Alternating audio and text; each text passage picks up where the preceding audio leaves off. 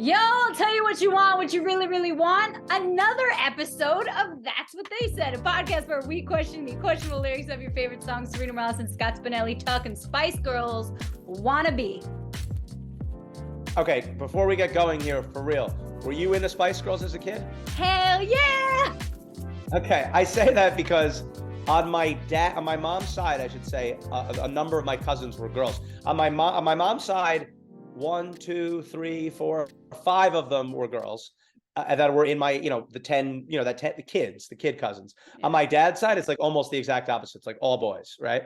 So on the girls' side, on the mom's side, I should say, with the girls, whenever we do anything in those years, I just remember I had to learn the dances to hang out with them. You know what I mean? Like I had to do that. And I remember like when an album would come out recently when we were all together, like they were so obsessed with it, listening to it on a boombox.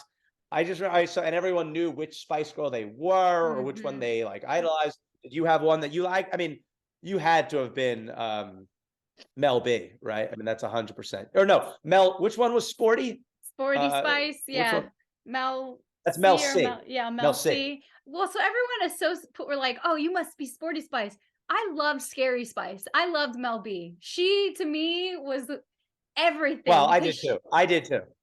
Yeah. I will get to it when we talk to the music video, but to me, I was like, I just gravitated towards her. And I will say, because I grew up in the Bronx, look, at this time, there was the Backstreet Boys were coming out. There was like the Britney Spears and the Christina Aguileras. And I was like, okay, cool. Another white person singing music, and that's fine. But I really absolutely like for a big band. And then they're British, but for Scary Spice to come out with her big curly hair, I related to that. I was like, yes. Oh my God, she's a Puerto Rican Dominican for the Bronx. Oh wait, she's British. I don't know what that means, but cool. Yeah. I'm in. I'm sold. Well, that's representation, right? It's how I felt when I first listened to Matisyahu as a Jewish man.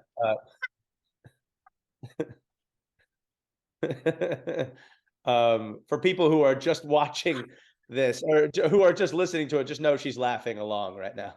You can't hear her laugh. Artist in forever. Okay, well then, thanks for that. Yes, but you related to them. They came in different, like it was like Baby Spice, the Sporty Spice. I love that there was like ginger. Yeah, just red spice. Ginger. Just her defining characteristic was her hair color. Was it? Because the rest of them, right? There was posh, sporty, scary. Well, the other one, there was one of them that was just young, so there was just Baby Spice. But theoretically, Baby Spice could also just be she acts too young, whereas red was basically just your hair is red. You know what I mean? Like, ginger spice. She was a little bit of a spicy spice, though. Anyway, they all had different, they were great. Spice. I love it. I do remember, I don't know if you remembered, they had lollipops. I mean, there was a Spice Girls like frenzy when they first came out, and I listened to, I think I had 2 or 3 of their albums. I think I went to the movie. They had that Spice Girls movie that came out, and I went with one of my friends to see it. But one of the things that stands out most to me in my memory, they had lollipops that were like creamsicle flavored. It was like strawberry cream. They were delicious. And I wish those could be recreated because they were different from like a regular lollipop, like a Tootsie Roll or whatever the hell. These were delicious. To the point of the lollipops, it felt like, and I don't remember those, but it does feel like this group was bigger than it, like in the sense that like NSYNC was really big. Yeah, but like NSYNC and Backstreet Boys were big, and I remember all the girls liked them both. But like this felt bigger than both of those. And I think I don't know if that's accurate, but it maybe is because they felt just like so ubiquitous for a certain group at a certain time. Just like the movie, they're like there was here. I guess they must have been because there was no NSYNC movie. There was no. There was no NSYNC song. There was no Backstreet Boys movie, like, whereas these girls, these women were massive. I mean, just like, and as a guy, I will say Wannabe is a song that I still listen to. I love that. I love this song. I really do. I'm not saying that ironically. I really like this song. And the other one, Say You'll Be There. I really like Say You'll Be There. I love some of the deep cuts on these tracks, like some of their albums. Oh my gosh. Yeah. I need to go back and listen. I don't know the deep cuts. Just before we started, I was listening to just like other songs they've made videos for, and they didn't really do it for me, the brief little snippets. That doesn't mean I won't like them, but like I these two songs I don't just like as Spice Girl songs. I like them as songs. Like they're just good. They're just good. Like I just enjoy them. So Great anyway, songs, and they were one of a kind because yeah, when they came out, there wasn't really any girl pop group like that, and they were global. So yeah, it was pretty exciting. Wannabe, the debut single from the group Spice Girls, their label released the song. Did you read this ahead of time? Because there was so much public interest that they had to release the single. They had played it on the radio. oh no, I didn't see that. So they released it July of 1996. The album was then released in November of 96. So they released the single because a few people had gotten a hand on it. Like they saw the music video and people were like, whoa, give it to us now. So it was released earlier than the album was released. Can we talk about the music video before we get into the song? Is that okay? Sure. Yeah. It Well, was no, did you have more? top Yeah, go ahead, top sorry. one. It was number one on the Billboard charts for over a month or about a month. It was in January of 1997. That's when it hit the US.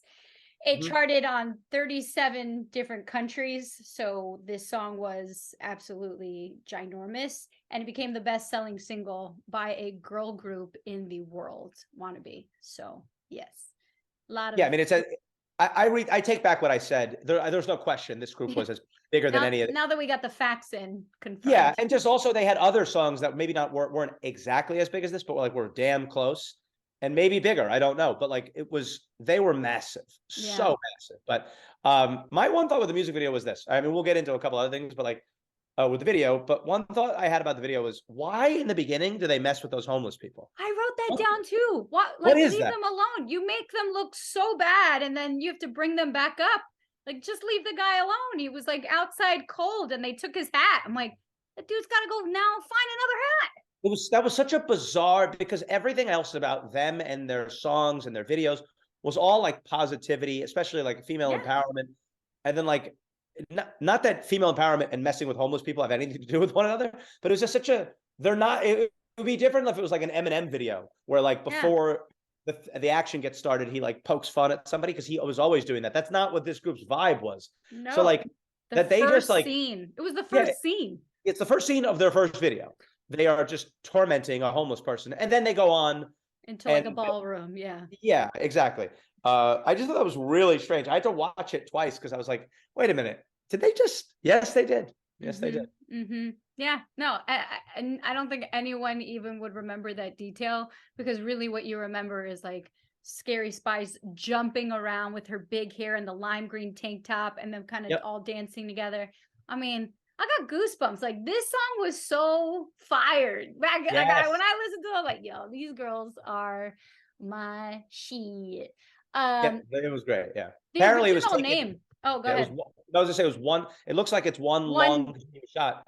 It is not. It's over 2 takes, but still very impressive. Very impressive, because back then, I mean, now they try and do it. What was that movie? 1942? No, that would be 1917. 1917. I was thinking of the alcohol. 1917 was just, they tried to make it like one shot. I mean, this was literally 2 shots, and that's it's well done though in that way. Yeah, for sure. Their original name, I got a Denver Nug for you, was Touch, and they changed it to Spice Girls.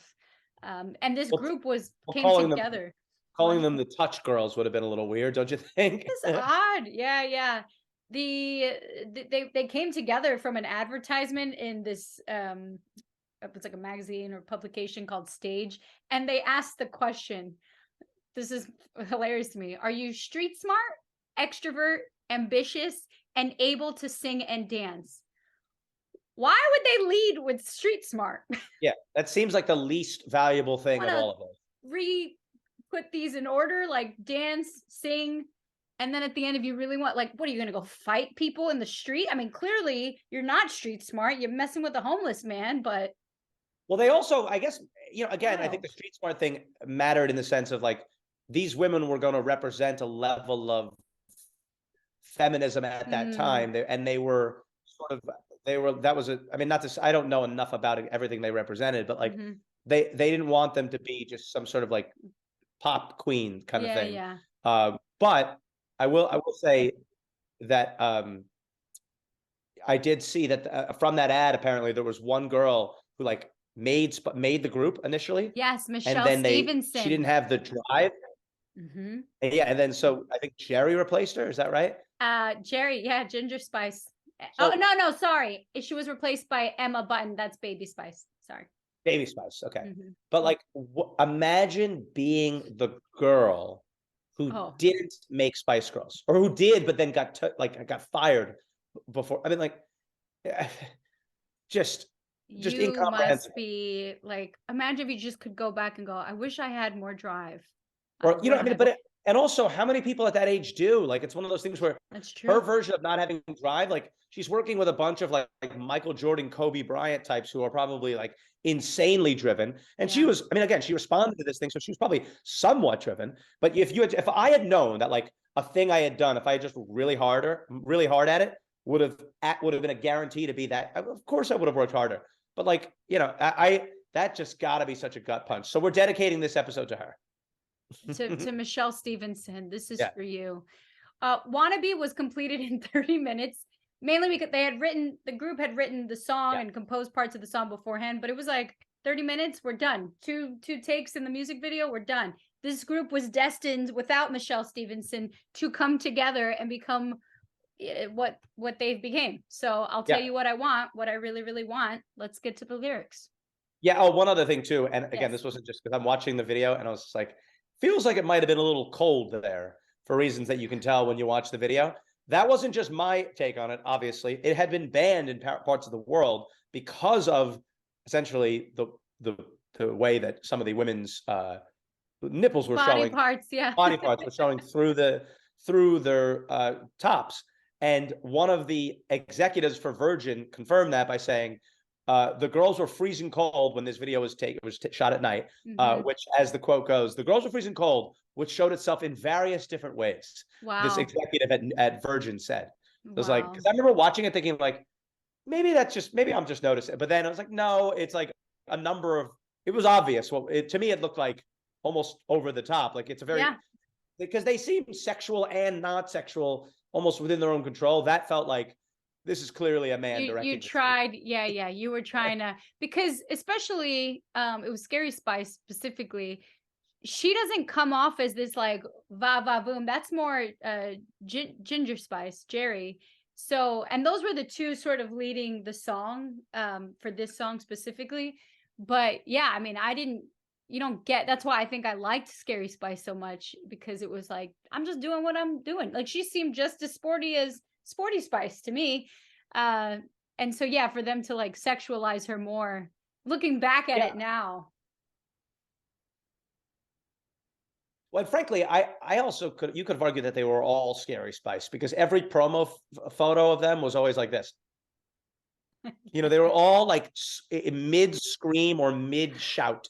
Yeah, every time. Fair, that's fair. And so like they all kind of looked quote unquote scary. And to your point, like Mel C only looked sporty because she was wearing like track pants and a sports bra every time. There wasn't anything inherently more sporty about her than they all were relatively sporty. They were all running around, jumping, and maybe not baby, but like most of them seemed very like active. Yeah, so Like Mel B didn't seem sportier than Mel C. Correct. The Mels, they were athletes. Absolutely. So if you want my future, forget my past. If you want to get with me, better make it last. Now don't go wasting my precious time. Get your act together. We could be just fine. I appreciate this because it's like, let me just shoot you straight. I got a lot of expectations. Forget what I've done before. You want to get with me? I got time to waste. I'm running around. I'm trying to get out of this ballroom. Like get it together here. Here's the other thing. I never knew what that meant as I got a little older, because I was like, if you want to get with me, better make it fast. I wasn't sure if that meant if we're gonna hook up, it's got to be a quick hookup, because I only like fast intercourse, or if they meant like, hey, I think the obvious translation is, like you said, I got a lot of stuff going on in my life, so don't waste my time. Like, let's make it quick. Only a man would think the first. thought. I like what she was singing was I like quick sex. Not my favorite kind of sex is non-fulfilling and fast. Anyway, sorry. What did you think of if you want to be my lover, you got to get with my friends? Okay, so the biggest thing for me with that lyric was the part where they go, "Make it last forever, friendship never ends." You have to, that whole bit there. I always thought it was "making love is forever, friendship never ends." So I never knew that lyric, and it always was confusing because admittedly that would never make any sense where it says "making love is forever, friendship never ends," because I always thought the point of the song, as it is, was about the idea that like, hey, if you want to get with me, you got to be as close to me as I am to my friends, because my friends are the number one thing in my life. But I was thinking, well, if making love is forever and friendship is forever, then what's the difference? But they're not saying that. They're saying friends are forever, so you got to get on that level. Yeah. So I just make it last forever as opposed to making love is forever. I was like, I think it's actually the exact opposite of what you mean. That's how I misinterpreted it for years. I always thought if you want to be my lover, you got to get with my friends, meaning like you also need to date them. You also That's what I thought too. I definitely thought that. I was like, why would you want to do that? But again, like you could see as a younger person, as a guy, especially being like, so this woman likes quick sex, so no pressure on me. And her only thing is that if I want to have sex with her, I have to have sex with the rest of her. If I have to, I guess I will. I have to have sex with all of her friends very quickly. Sounds like a real nightmare. This is like the opposite of female empowerment here. That's what I meant. Like if you don't really know what's going on, you're like, so she just wants quick, unsatisfying sex with her and all of her friends? Yeah. Sure. Yeah, I can disappoint you. Trust me. Get behind that.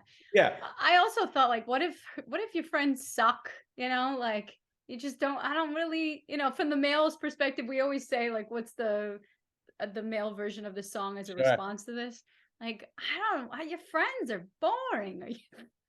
Well, that's anything to do. Two of them are sporty. One's just walking around with heels all day. Let me ask you this. I don't know if this is a male-female thing, but like when you're dating someone new, how much do you care about your friends liking this person? Yeah. Do you? New, not so much. Like later on, I would say you got to get past like the 3 to 6 month threshold. But it's important though for your friends to like this person. I would say so, because you bring them around and stuff. I think yeah, so. Then maybe so then maybe you're more like me in this, where obviously my preference is that my friends like whoever I'm dating. Yes. I know a lot of people who that's like really important to. A lot of the Spice Girls, that if you want to be my lover, you got to get with my friends. You got to get with them. I've never thought that was that big of a deal, because in the long run, it's like, yeah, obviously I don't want anybody to hate this person, and it's always better for everyone to get along than not. Mm-hmm. But I don't trend on the Spice Girls side of this, in that like you do not have to get with all my friends. Just a few of them. We'll be selective. That's exactly. fine. A couple friends. Yeah. I wanna really want to zig. I always thought, well, now when I look back on it, I was wondering if that was like a birds and the bees meet zigga kind of thing. Well, apparently they didn't say what it was. No. Right? They never fully have come out. Interpretation. Like, it was like gibberish, or there was one story I read, I'm sure you read, where like there was a guy that recorded in the studio near them who would smoke a cigar and take a dump at the same time. So they started calling him Shits and Cigars. You saw this thing? And then I guess like when they start saying the words shits and cigars over and over and over again, it kind of became zigga zigga za, whatever. I don't know if that's true or not. I guess what's funny to me about that is like the song starts out with this big like a question, right? Yeah. I'll tell you what I want, what I really want to, like what. So tell me what you want. Tell me. Yeah. And it goes back and forth, and then you're always like, okay, what do you like? What do you want? Oh, I want gibberish. Like, yeah. What? Yeah. I mean, yeah, it's true, but maybe it's left into interpretation. Like everyone, sort of the way Blue by Eiffel 65, blue means different things internationally. Maybe they're like, if we don't put an actual word on it, it could mean a bunch of the zigga zigga could mean everything. See, you know what that is? That's to me, that's lazy writing. To me, that's a convenient excuse. That's like when TV shows say, "Oh, it's up to you to interpret how it ended." It's like, no. I didn't break into your house and put a play on. tell me how it ends. You know what I mean? Like, you don't have to tie up every single loose end, but I have tuned in for 90 hours. Give me a conclusion here. And the same thing for this. It's like, it doesn't mean anything. Yeah.